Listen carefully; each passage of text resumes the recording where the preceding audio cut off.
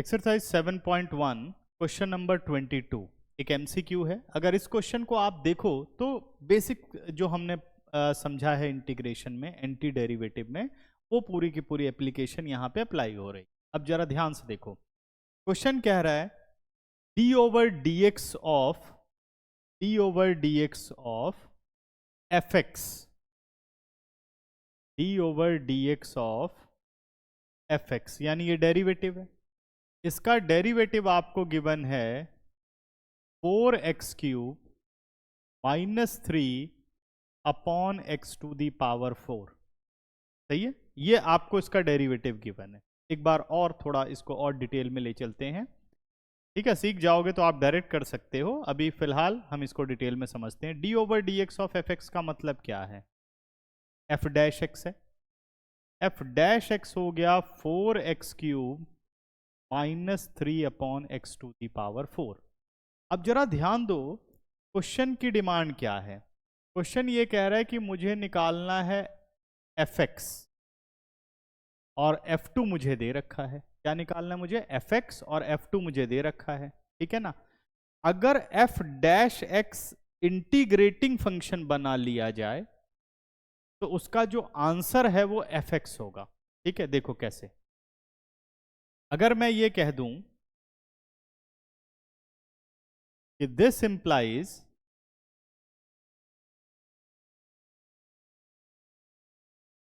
Integration of f dash x with respect to x, और इधर भी आ गया 4x³ -3 upon x to the power 4 dx।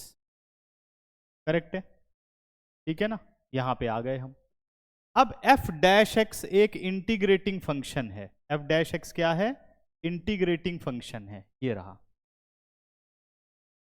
क्या होना चाहिए इसका आंसर? तो इसका आंसर होना चाहिए fx, क्योंकि जो आंसर होता है उसको अगर मैं डिफरेंशिएट करूं तो मुझे ये इंटीग्रेटिंग फंक्शन मिलना चाहिए। तो fx का डेरिवेटिव क्या होता है? f dash x. ठीक है, जैसे कि अगर मैं एक सिंपल सा एग्जांपल लूं कि भाई integration of sine x, answer क्या आता है? Minus cos x plus C. अब इसी minus cos x plus C को डिफरेंशिएट करके देखो, d over d x of minus cos x plus C. तो कॉस का होता है माइनस साइन, माइनस और माइनस मैनेज, साइन एक्स और सी का हो गया 0। ये रहा आपके पास आंसर। ठीक है ना, समझ में आ रहा है? तो इसका मतलब f डैश एक्स का अगर इंटीग्रेशन करोगे तो क्या मिलेगा आपको? fx मिलेगा। ठीक है ना, तो हम ये fx लेते हैं। तो दिस इंप्लाइज हमारे पास क्या आ गया? fx आ गया। अब राइट साइड पर हमें उसका इंटीग्रेटिंग आउटपुट निकालना है। तो ये दो फंक्शन हो गए, यानी 4x³ integration -3 upon x to the power 4 का इंटीग्रेशन। 4 हमने बाहर ले लिया, इंटीग्रेशन हो गया x³ dx, -3 बाहर हो गया, जो 1 upon x to the power 4 है वो -4 dx हो गया। ठीक है, अगर आपने बाकी के सारे सॉल्यूशंस देख लिए होंगे तो मैंने सब में स्केलर मल्टीपल के बारे में एक्सप्लेन किया है। तो धीरे धीरे जैसे जैसे आप सॉल्यूशन, ये तो खैर फर्स्ट एक्सरसाइज है, तो हम बहुत ही बेसिक लेवल पर मैं आपको सॉल्व करके दिखा रहा हूँ। आपको कोशिश करनी है कि आपको सारे के सारे सॉल्यूशंस देख लेने हैं, और अगर इंटीग्रेशन समझ नहीं आई है तो वीडियो लेक्चर है चैनल पर, आप उस पर सारे के सारे लेक्चर ध्यान से देख लीजिए। ठीक है ना, क्योंकि मैं जो है बहुत डिटेल में पढ़ाता हूँ, तो आप उसको ध्यान से देखिए और पढ़िए। ठीक है ना, क्योंकि मैथ्स करने का बच्चों कोई शॉर्टकट नहीं होता है। ठीक है, थोड़ा सा मैं टाइम लूंगा आपका। मैथ्स करने का कोई शॉर्टकट नहीं होता है, क्योंकि अगर आप देखते हो, जैसे मैं देखता हूँ बहुत सारे वीडियोस में कि अभी भी टाइम है, ये आप टॉपिक कर लीजिए, कुछ इंपॉर्टेंट टॉपिक कर लो। तो बच्चों सही मायने में अगर मैं बताऊं तो उसके भी बेनिफिट वही उठा पाता है जिसने रेगुलर प्रैक्टिस की होती है। ठीक है, मेरी बात क्लियर आपको समझ में आ रही होगी। कि उसका भी बेनिफिट उसी को होगा जो रोज प्रैक्टिस करता है। देखिए मैथ्स क्या है, मैथ्स रोज प्रैक्टिस करनी है। आप मैथ्स में कोई वीक और मैथ्स में कोई स्ट्रांग नहीं होता है। मैथ्स में जो रोज पढ़ता है वही मैथ्स को अच्छे से समझ पाता है और कर पाता है। आप खुद सोच करके देखिए कि जैसे मैं देखता हूँ 2-2, ढाई-ढाई, 3-3 घंटे के, 6-6 घंटे के मैथ्स के लेक्चर बनाते हैं लोग और सारे के सारे क्वेश्चन सॉल्व कराते हैं। ठीक है, बिल्कुल ठीक बात है। लेकिन उसमें क्या प्रॉब्लम है कि आप सिर्फ उसको देख रहे हो। ठीक है, जैसे मान लो कि अगर कोई कोच सिर्फ वो क्रिकेट खेलता रहे और जो जिसको वो सिखा रहा है वो कभी क्रिकेट ना खेले, तो क्या वो ग्राउंड पे जा कर के बहुत अच्छी बैटिंग कर पाएगा? आप समझदार हैं, आपको पता होगा। ठीक है, तो इसीलिए मैथ्स में क्या होता है, मैथ्स में देखना जरूरी नहीं है। आप जो ये सॉल्यूशन चैनल पर देख रहे हो ये सिर्फ इसलिए है कि इसका मतलब ये नहीं कि आप सॉल्यूशन देख लो। मैंने इसलिए सिर्फ सॉल्यूशंस बनाने शुरू करे हैं जो कि आप पहले खुद ट्राई करो। अगर नहीं आ रहा है तो आप उस पर्टिकुलर क्वेश्चन को देखो जो आपको प्रॉब्लम दे रहा है, तो कम से कम एक बार आपको खुद ट्राई करना चाहिए। समझ गए? तो मैथ्स का कोई शॉर्टकट नहीं होता।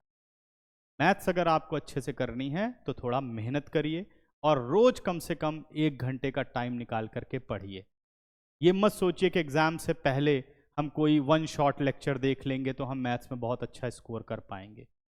मैंने क्या बोला कि ये उसी के लिए है, वो भी उसी को फायदा देता है जो रोज प्रैक्टिस करता है। ठीक है, चलिए कोई बात नहीं, थोड़ा मैंने ज़्यादा टाइम ले लिया इस वीडियो में। हम बढ़ते हैं अपने सॉल्यूशन की। ठीक है, तो 4 as it is integration of x cube आपके पास हो गया x to the power 4 upon 4। कौन सा formula? x to the power n+1 upon n+1। -3 as it is अगर मैं यहां इंटीग्रेशन करूं तो -4 + 1 -4 + 1 और +c। इस आंसर को थोड़ा और सिंप्लीफाई करके लिख लेते हैं। 4 एंड 4 कैंसिल आउट, हमारे पास आ गया x to the power 4 minus and minus plus, यहां से जो -3 आएगा प्लस हो गया, 3 और 3 कैंसिल आउट, माइनस और minus plus, x to the power बेटा -4 + 1 -3, और इसे मैं लिख सकता हूं 1 upon x to the power 3 plus. तो ये हमारे पास इसका फाइनल आंसर आ गया। अब देखते हैं ये कौन से ऑप्शन में आता है। ठीक है, अगर आप ध्यान दो तो सॉरी, अभी हमें F2 भी निकाल के दिखाना है। सॉरी, तो अभी तो मैंने सिर्फ Fx निकाला है। ठीक है, तो अब हम बढ़ते हैं आगे। इसको हम ले लेते हैं इक्वेशन नंबर 1, यानी हमारा ये Fx आ चुका है। अब F2 = 0 देने का मतलब ये है कि इसने हमें दिया है when x = 2 the value of function is 0। तो हमें क्या करना है, और इससे हमें क्या निकालना है, आर्बिट्ररी कांस्टेंट निकालना है। तो this implies F2 = 2⁴ + 1 upon 2 cube plus c। This implies F2 = 2⁴ हो गया 16, ये हमारे पास आ गया 8 plus c। What is the value of F2? It is 0, यहाँ रख दो, और 16 × 8 हो गया 128 प्लस 1 अपॉन 8 प्लस c, यानी ये 129 हो गया।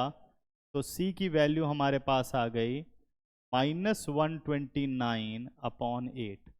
अब इस वैल्यू को आपको लाना है और इक्वेशन नंबर 1 में सब्स्टिट्यूट करो अगर आप, तो आपका आंसर बन गया x to the power 4 1 upon x³ और c की जगह -129 अपॉन 8। तो देखिए कौन सा ऑप्शन यहाँ पर आ रहा है, हमारे पास आ गया x टू दी पावर 4। ठीक है, x to the power 4 option number A को मैच करें, 1 upon x³ -129/8। Option number A is correct answer for question number 22।